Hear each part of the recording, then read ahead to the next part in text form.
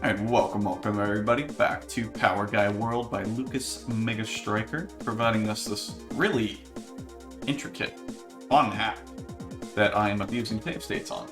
I hope everybody is doing well.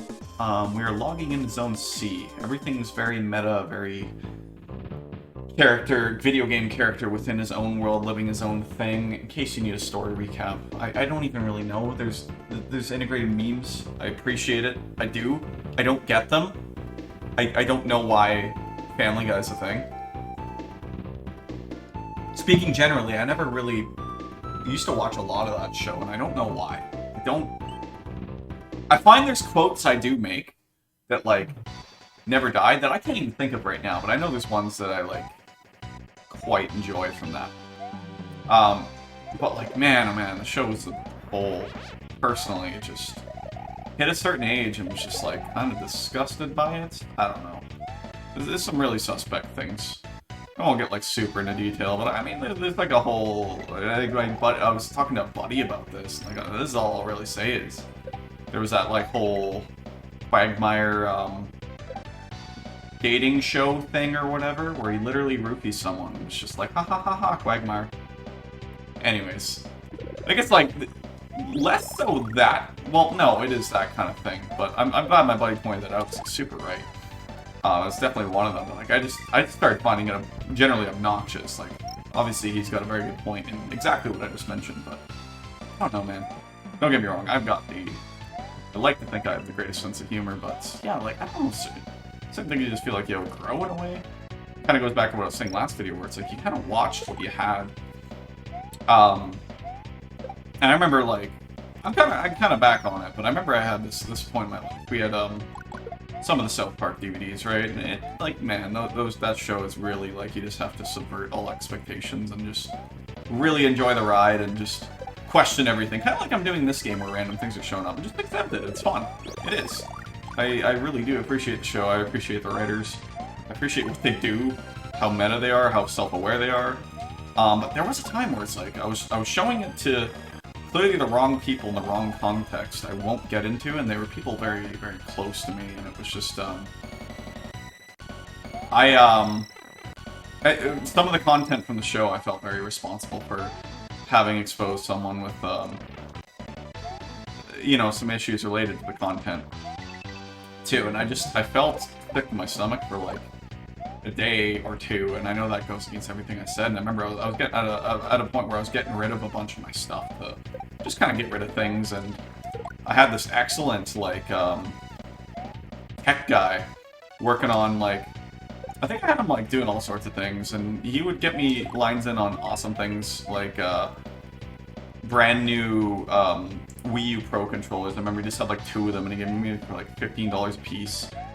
He basically went to fix my Game Boy Advance and mod it. Wasn't able to do that one. This is a little bit before, like, a lot of that became a thing. But I remember you know, he wasn't accepting any payment, and I was just like, I was giving him trades. I think I gave him, like, a box of games I could get on PC anyways from, like, my Xbox. And, got, like, those Wii U Pro controllers, honestly. That might have been the case. And there was something where I offloaded, like, after this incident with my friends, I just, like, offloaded 10 seasons of South Park to them as payment, because they weren't, like, really accepting payment, or, like, they were happy to just do trades. They were awesome. But yeah, I just remember that. It was... I do find myself quoting that show a lot and stuff, too, but I can't say I've seen it since. It was a pretty tough scenario for me and very close friends. Just from something as simple as, like, let's watch a funny haha. And yeah, it's like everything I said with that show, man, you gotta, like, really kind of put a lot of things aside, take everything with a grain of salt, and just have a stupid fun time. But, like, sometimes it just, and I'm sorry, I can't go into, like, greater detail. I wouldn't, out of respect for the situation, those friends, and what have you. Everything's fine. They're still, like, family to me. But yeah, that was an incident I had. I should be commenting on the game I'm playing. We don't always do that. I don't know exactly what we're dealing with. I know we were just in jail for some reason. And now we are in Ice World. And now we are in Fire World. Both of which, I might add, look fantastic. If I don't just call this episode Fire and Ice, it's a very much overused missed opportunity at the same time. Can that be a thing? Overused missed opportunity? In a way, I think playing these saves is actually giving me more confidence to just do my thing. I can't say how much, like, the game's almost becoming background in, like, the best of ways. Some marks of great games, like an Omen. Geez, like, some sort of, you know, more family-friendly, not drinking game every time I mention Alex, but I know we were avid players of, like, Mario Kart 8, and we were talking about this yesterday, only in the sense of, like, pretty much, like, we could autopilot the shit out of that game, and autopilot us plays the game very different. Not like, very different. I talked about this a bit in the series, where it's kind of, like, that's one of the prime examples of a game I can just kind of, like, play, be good at, and just talk like this.